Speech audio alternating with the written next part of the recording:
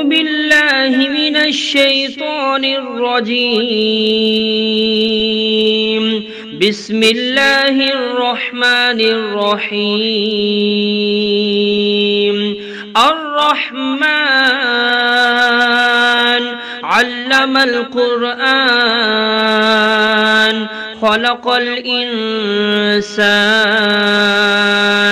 علمه البيان الشمس والقمر بحسبان والنجم والشجر يسجدان والسماء رفعها ووضع الميزان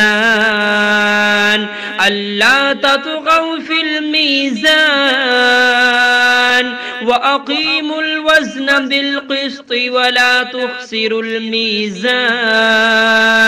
والأرض وضعها للأنام فيها فاكهة والنخل ذات الأكمام والحب ذو العصف والريحان فبأي آلاء ربكما تكذبان خلق الإنسان من صلصال كالفخار وخلق الجان من مارج من نار فبأي آلاء ربكما تكذبان رب المشرقين ورب المغربين فبأي آلاء ربكما تكذبان مرج البحرين يلتقيان بينهما برزخ لا يبغيان فبأي آلاء ربكما تكذبان يخرج منهما اللؤلؤ والمرجان فبأي آلاء ربكما تكذبان وله الجوار المنشآت في البحر كالأعلام فبأي آلاء ربكما تكذبان كل من عليها فان ويبقى وجه ربك ذو الجلال والإكرام فبأي آلاء ربكما تكذبان يسأله من في السماوات والأرض كل يوم هو في شأن فبأي آلاء ربكما تكذبان سنفرغ لكم أيها الثقلان فبأي آلاء ربكما تكذبان يا معشر الجن والإنس إن استطعتم أن تنفذوا من أقطار السماوات والأرض فانفذوا لا تنفذون إلا بسلطان فبأي آلاء ربكما تكذبان يرسل عليكما شواظ من نار ونحاس فلا تنتصران فبأي آلاء ربكما تكذبان فإذا انشقت السماء فكانت وردة كالدهان فبأي آلاء ربكما تكذبان فيومئذ لا يسأل عن ذنبه إنس ولا جان فبأي آلاء ربكما تكذبان يعرف المجرمون بسيماهم فيؤخذ بالنواسي والأقدام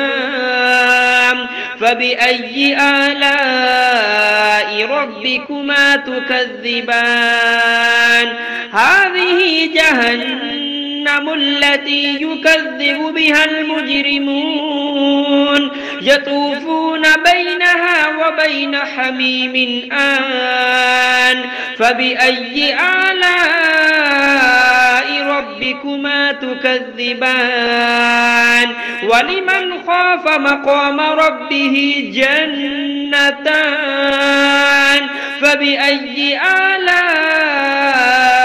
ربكما تكذبان ذواتا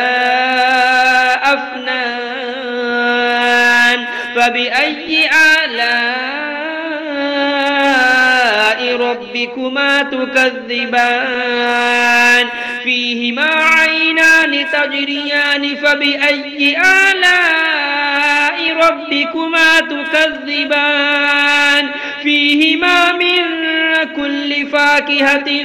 زوجان فبأي آلاء ربكما تكذبان